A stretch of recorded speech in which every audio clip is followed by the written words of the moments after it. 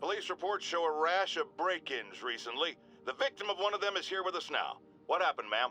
Well, my business was broken into. A flower shop. Who breaks into a flower shop? I was cleaned out. I couldn't believe it. I thought the area was safe. I see Spider-Man around all the time. My dear, you've learned the hard way the sad truth about Spider-Man.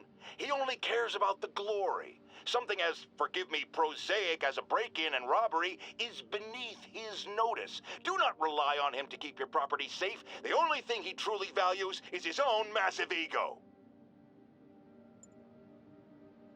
Friends, there's a caller on the line we all need to hear from. Go ahead, sir.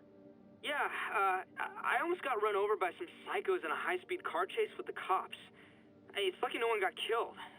But here's the really messed up part. I saw Spider-Man in the area, and he didn't do a thing to stop it.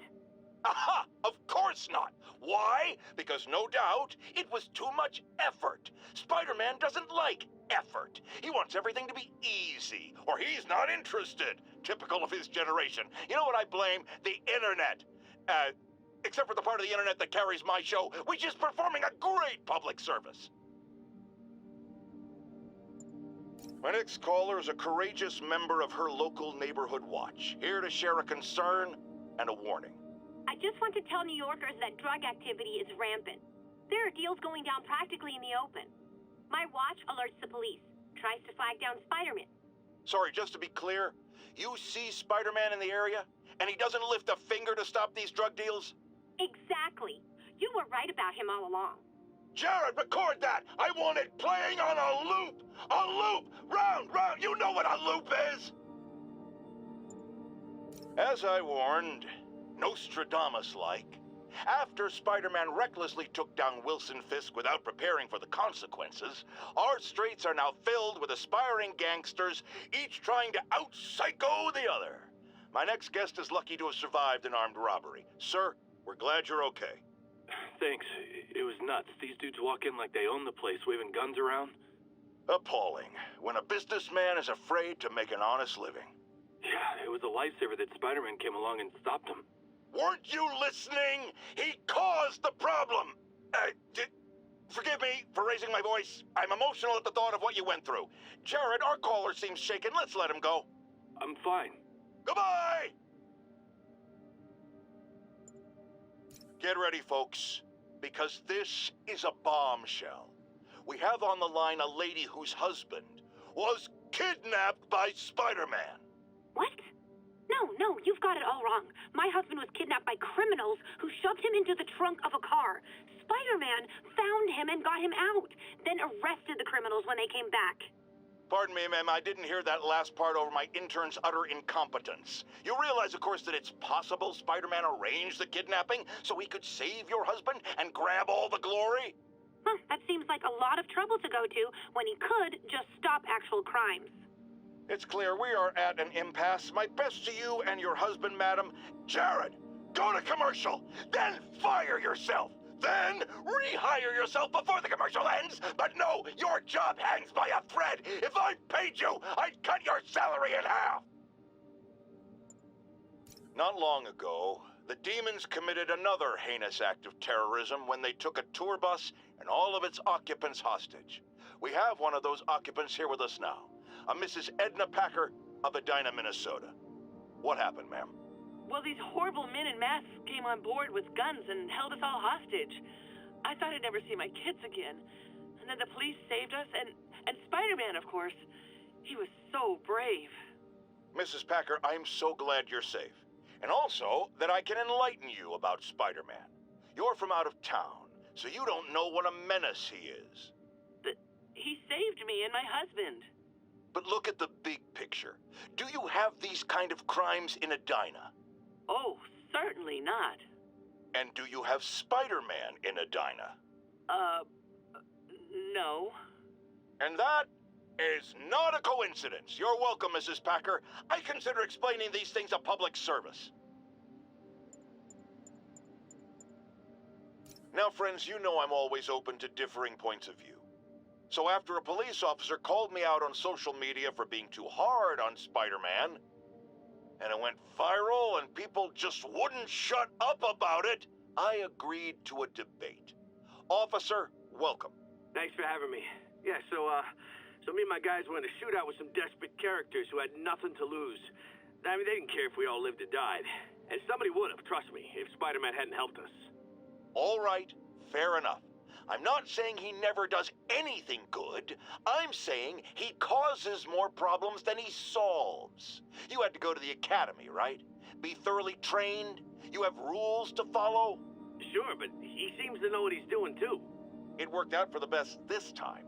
Next time, how do we know Spider-Man won't cause the deaths of all concerned? Well, he never has before, has he? I believe we'll just have to agree to disagree. Thank you for your service. Goodbye. Savvy listeners don't need me to tell you that the Demon's cult, gang, terrorist organization, all the above apply, is out of control. We have a survivor of one of their brazen attacks on the line. Go ahead. I was home, in my building, when we got word there were demons on the roof planting bombs. We had to evacuate, but we also heard there were snipers waiting to pick us off if we tried to leave. Despicable. Fortunately, the police and the bomb squad handled the situation. And Spider-Man, he... Jared, cut the call! Sorry, hard to hear when we're talking over each other. Clearly someone traumatized by a terrifying experience. For resources to help with PTSD, go to our website. Another public service from J.J.J. Jameson. Friends, you know about the Spider-Man-related breakout at Rikers Island. Where are those escapees going now? To your neighborhood! Our next caller witnessed it personally. Please, tell us. I was just coming back from the store when a swarm of guys in prison jumpsuits came out of nowhere, like a pack of wolves. Robbing, beating, looting. Lucky for us, Spider-Man took them down. Yes, well, you know how criminals are. Rival factions and all. He didn't want the competition. Competition? Spider-Man didn't steal anything. That you know of. Next caller.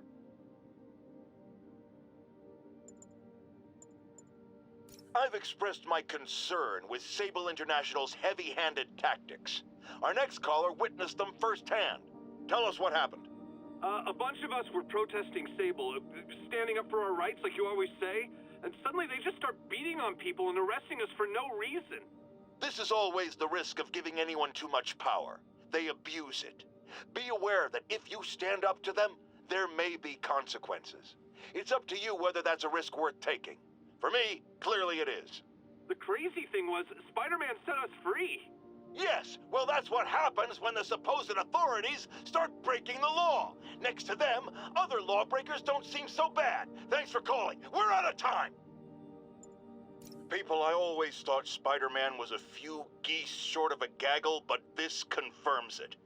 As if that atrocious white spider wasn't enough, I've had repeated sightings of him in a new outfit. Some sort of punk rock-inspired thing that makes sane people want to tear out their eyeballs with a rusty spoon. Now, I was around for the birth of punk rock, and I did not care for it then.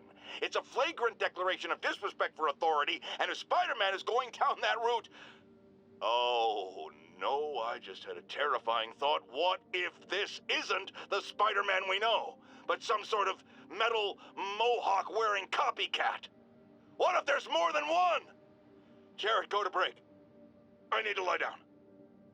Folks, you know I'm not one to promote conspiracy theories.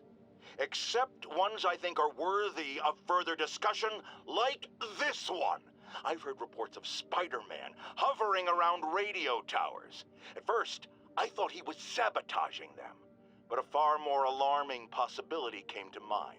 In his misguided delusion that he is protecting us, is he hacking into all our conversations? Business deals, credit card transactions, those personal calls with the wife when you're on a long, lonely book tour. I mean, when one is on a book tour, I wasn't talking about myself. I don't do that sort of thing, and anyone who thinks they have recordings of me doing it is wrong.